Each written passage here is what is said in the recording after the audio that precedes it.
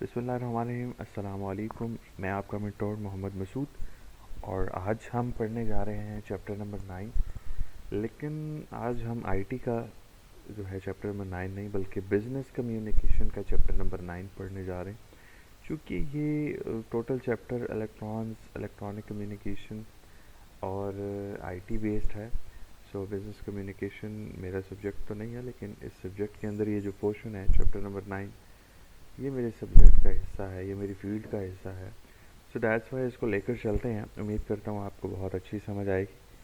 तो electronic communication पढ़ने से पहले हम अगर कम्युनिकेशन को पढ़ें तो मेरे मुताबिक कम्युनिकेशन किसी भी कोई भी दो नोड्स हैं उनके आपस में डाटा शेयरिंग को, किसी इंफॉर्मेशन शेयरिंग को, या अगर कोई शख्स मेरे सामने बैठा है मैं उससे बात कर रहा हूँ तो this is also called communication.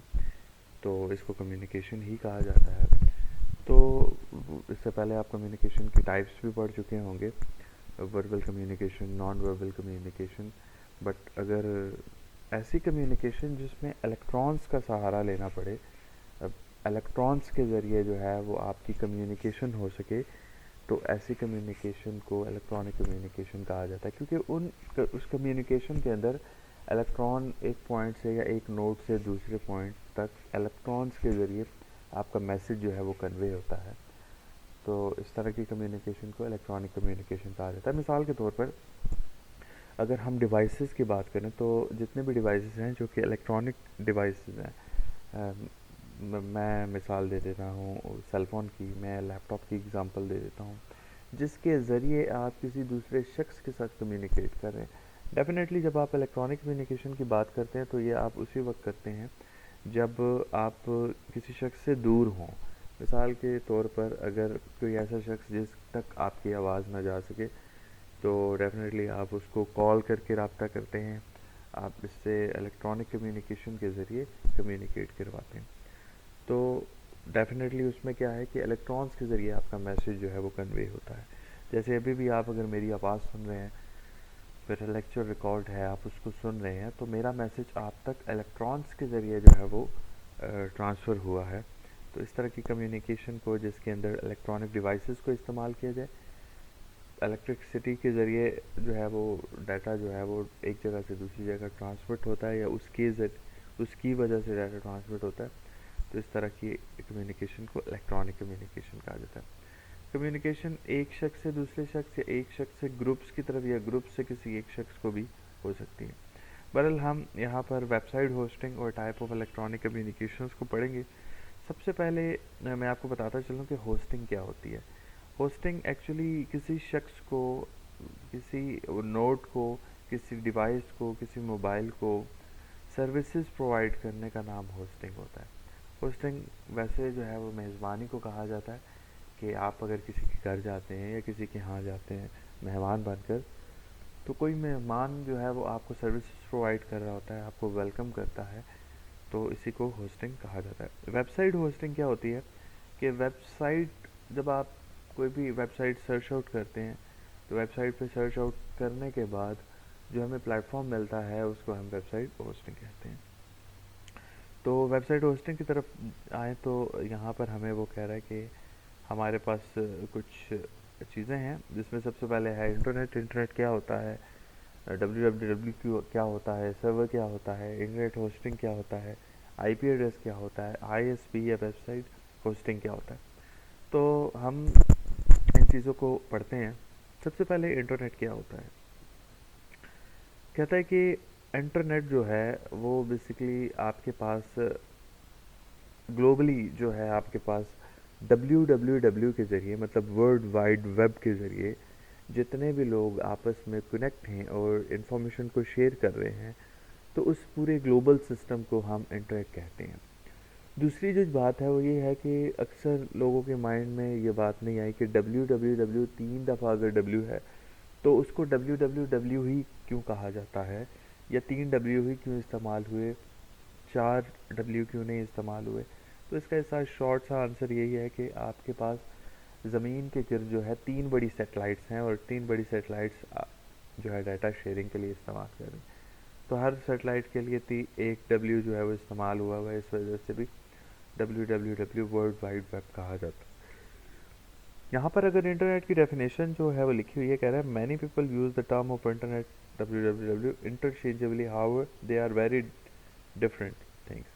The internet is overlaying global system of interconnected computer network consisting of million of private, public, academic, business and government networks.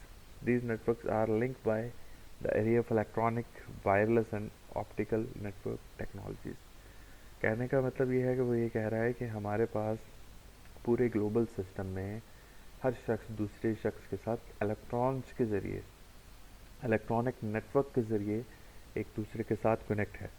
तो जब वो कनेक्ट हो जाता है तो वहाँ पर हमारे पास नेटवर्क, प्राइवेट नेटवर्क भी बनता है, पब्लिक नेटवर्क भी बनता है, एकेडमिक नेटवर्क जिसमें आप एजुकेशन के बारे में बात कर रहे हैं, उस तरह का नेटवर्क भी हो सकता है। तो हमारे पास सारे के सारे लोग जब आपस में कनेक्ट होते हैं तो इस पूरे सिस्टम को इंटरनेट कहा जाता है।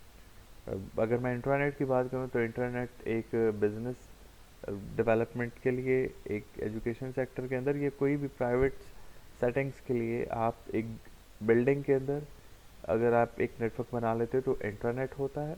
और अगर हम बात करें ग्लोबल सिस्टम में कि एक कोने से दुनिया के दूसरे कोने तक डाटा शेयरिंग करवा रहे हैं, कनेक्टिंग हैं, तो उसको हम इंटरनेट कहते हैं। ठीक है। अब अगर मैं बात करूं इंटरनेट की, तो इंटरनेट के लिए यही वो बात कर रहे हैं कि कम्युनिकेशन के लिए आप स्काइप यूज़ करते हैं, व्हाट्सएप यूज़ करते हैं, वगैरह वगैरह, इस तरह की एप्लीकेशंस को इस्तेमाल करते हैं। उसके बाद हम आ जाते हैं world wide web, and short of web जिसे कहा जाता है। वो क्या है? कहता है कि it is an example of application that use the internet. कहता है ये आप एग्ज़ाम्पल ले सकते हैं कि आप इंटरनेट के लिए इस्तेमाल करते हैं। अच्छा, अब इंटरनेट इस्तेमाल करने के लिए या www को एक्सेस करने के लिए आपको किसी हाइपरलिंक, किसी ब्राउज़र की ज़रूरत पड़ती है जिसमें जो डॉक्यूमेंट्स हैं हमारे हाइपरलिंक जो होते हैं। अब मिसाल के तौर पर अगर मैं बात करूं कि हमारे पास कोई मौजूद है, तो हमारे पास ये गूगल क्रोम मौजूद है जो कि हमारे पास एक्चुअली क्या है, हमारे पास ये ब्राउज़र है। ठीक है। इसी तरह कोई और ब्राउज़र है तो वो ब्राउज़र्स भी हो सकते हैं जिसमें आपके पास सफारी हो सकता है, मोज़िला फायरफॉक्स हो सकता है, ओपेरा मिनी हो सकता है, आपके पास एप्पल सफारी जो है वो हो सकता है, गूगल क्रोम हो सकता है जो मैंने आपको दिखाया। इसके अंदर हमारे पास HTML पेजेस होते हैं, छोटे छोटे HTML पेजेस बने होते हैं जिसको हम इस्तेमाल करते हैं। ठीक है। अब ये जो पेजेस हैं, ये पेजेस HTML पेजेस होते हैं। फॉर एग्ज़ाम्पल मैं यहाँ पर अगर गूगल को एक्सेस कर लेता हूँ तो गूगल को एक्सेस करने के लिए मेरे पास ये जो पेजेस हैं, ये जो मुझे मैसेज प्रोवाइड हो रहा है, ये भी HTML पेजेस के थ्रू हो रहा है। ठीक है। अगर मैं इसको सेव एज करूँ तो आप देख सकते हैं कि यहाँ पर ये हमारे पास HTML पेजेस है। ठीक है। Web page, HTML page. अच्छा, उसके बाद हम अगर देखें नेक्स्ट, सर्वर क्या होता है? सर्वर वही IT वाली टर्म भी है। सर्वर क्या है? सर्वर ऐसा नोड है जो कि इंफॉर्मेशन आपको दे रहा होता है, और क्लाइंट ऐसा नोड होता है जो इंफॉर्मेशन ले रहा होता है। अब यहाँ पर जो सर्वर है वो ये है कि हम जब भी होस्टिंग करवाते हैं, जब भी इंटरनेट होस्टिंग करवाते हैं, तो उस वक्त हमें सर्वर की ज़रूरत होती है। सर्वर आपके पास एक फिज़िकल कोई स्टोरेज डिवाइस हो सकती है जिसमें सारा का सारा डाटा सेव होता है, जैसे यूट्यूब का सर्वर मौजूद है, जैसे फेसबुक का सर्वर मौजूद है। जो भी हमारा डाटा होता है उस सर्वर के अंदर सेव होता है। तो ये सर्वर भी एक ऐसा नोड है, ऐसी डिवाइस है, ऐसा कंप्यूटर है, ऐसा यूनिट है जिसके अंदर हमारा डाटा, जितना भी वेब एड्रेस डाटा, जो वेबसाइट पे डाटा है, वो सारा का सारा उस सर्वर में मौजूद होता है। जब भी हम कमांड करते हैं इसको एक्सेस करने के लिए, तो हमारे पास वेबसाइट से डाटा जो है, जो सर्वर के अंदर मौजूद होता है, वो वेबसाइट के ज़रिए हमें मिल जाता है। वो हाइपरलिंक ही बने होते हैं, जो हाइपरलिंक एक्चुअली डायरेक्टली हमें सर्वर के साथ कनेक्ट करवा रहे होते हैं। इसके बाद अगर हम इंटरनेट होस्टिंग की बात करें तो इंटरनेट होस्टिंग में मज़ीद होस्टिंग है, जिसमें ईमेल होस्टिंग है, गेम होस्टिंग है, फाइल होस्टिंग है, वेबसाइट होस्टिंग है।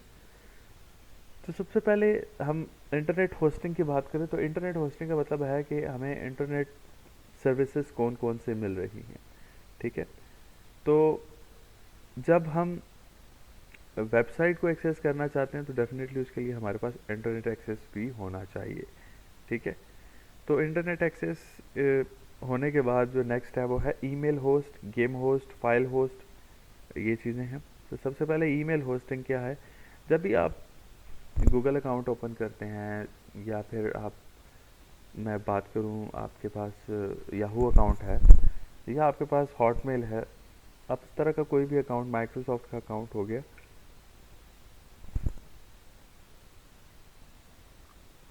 जब आप इन अकाउंट्स को इस्तेमाल करते हैं, इनको एक्सेस करते हैं, तो इनको एक्सेस करने के बाद जो नेक्स्ट टर्म होती है वो यही होती है कि इसके अंदर जितनी भी सर्विसेज हैं, मिसाल के तौर पर आपको इसके अंदर थीम्स हैं, इसके अंदर कोई चैट बॉक्स हैं, चैट रूम्स हैं, कंपोजिंग है, अटैचमेंट्स हैं, अटैचमेंट फाइल अटैचमेंट की बात करूँ तो वो ये सारी की सारी चीज़ें ईमेल होस्टिंग के अंदर आता है, ठीक है।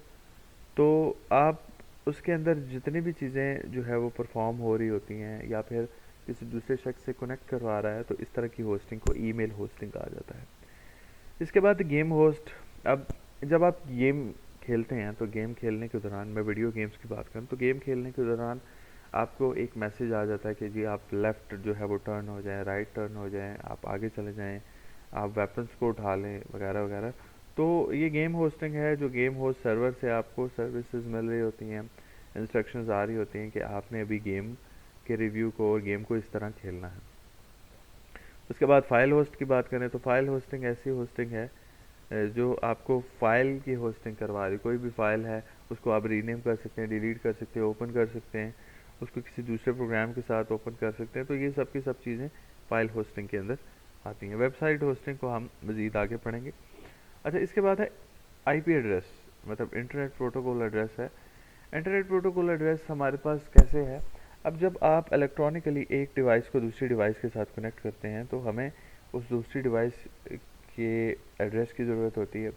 अब वो एड्रेस कैसा होगा, वो कोई ऐसे नहीं हो सकता कि वो डिवाइस का नाम लिखा हो कि जी हवावे मोबाइल फ़लाँ फ़लाँ या एचपी लैपटॉप फ़लाँ फ़लाँ या डेल लैपटॉप फ़लाँ फ़लाँ, ऐसा नहीं होता। वहाँ पर हमें फिर आईपी एड्रेस मिलता है, 4 बैंड का आईपी एड्रेस।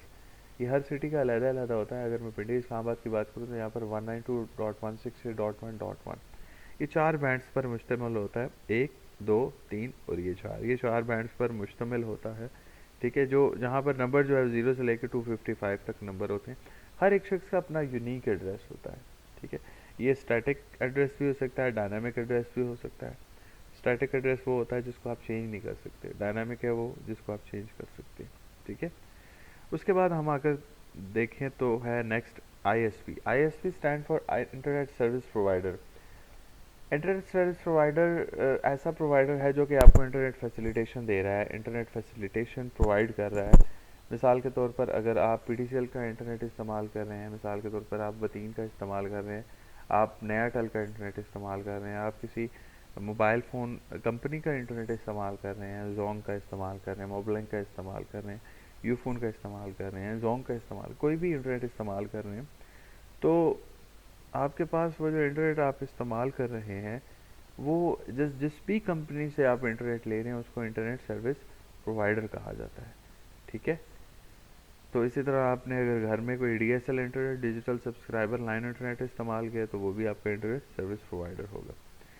खैर, नेक्स्ट आ गया हमारे पास वेबसाइट होस्टिंग। वेबसाइट होस्टिंग किसे कहते हैं। अब जब आप वेबसाइट को ओपन करते हैं, वेबसाइट ओपन करने के बाद वेबसाइट जो आपको इन्फॉर्मेशन प्रोवाइड कर रहा होता है, मिसाल के तौर पर हम यूट्यूब वेबसाइट को ओपन करते हैं, उसमें हमारे सर्च इंजन जो है वो भी मिलता है, सर्च बार मिलती है, हमें डिफरेंट आइकन्स मिलते हैं। सर्च करने का ऑप्शन के बाद हम अगर देखें तो वहाँ पर हमें प्लगइन्स मिलते हैं। तो वो क्या करते हैं कि हम उनको वहाँ पर कीवर्ड लिखकर अपनी मर्ज़ी के मुताबिक जो है वहाँ पर कुछ भी जो है वो एक्सेस करवा सकते हैं, कोई भी वीडियो डाटा एक्सेस करवा सकते हैं। तो एक्चुअली वो जो होस्टिंग है जो हमें प्रोवाइड हो रही है, जो हमें मिल रही है, उसको हम वेबसाइट होस्टिंग कहते हैं। वो ज़रूरी नहीं है यूट्यूब से, वो किसी भी वेबसाइट के ज़रिए हो सकती है, ठीक है। वो कह रहा है कि a website identify bye its domain name. Her website का अपना एक डोमेन नेम होता है, जैसे यूट्यूब कह दिया है, जैसे यहाँ पर लिखा हुआ है sony.com, जैसे google.com। तो हर एक वेबसाइट का अपना खैर google.com तो सर्च इंजन है, वेबसाइट नहीं है प्रॉपर। तो आपके पास कोई भी वेबसाइट जो है जो आप इस्तेमाल कर रहे हैं उसका अपना डोमेन नेम होता है, उसका अपना नाम होता है। जैसे अगर मैं सीपी की बात करूँ तो www.cp.edu.com/pk। ठीक है, तो ये वो वेबसाइट है जो हम इस्तेमाल करते हैं। ठीक है, अच्छा इसके बाद एग्ज़ाम्पल आप खुद देख लीजिएगा। वेबसाइट होस्टिंग सर्विसेज जो है वो है नेक्स्ट हमारे पास। ठीक है, तो नेक्स्ट वेबसाइट होस्टिंग सर्विसेज में सबसे पहले जो है मतलब वेबसाइट जब होस्ट करवाना चाहें तो उसकी सर्विसेज में आप किन किन चीज़ों की ज़रूरत पड़ती है। ठीक है, इंशाल्लाह इसको हम नेक्स्ट लेक्चर में पढ़ेंगे। तो अभी तक के लिए अल्लाह हाफ़िज़, अपना बहुत ज़्यादा ख्याल रखिएगा। अल्लाह हाफ़िज़।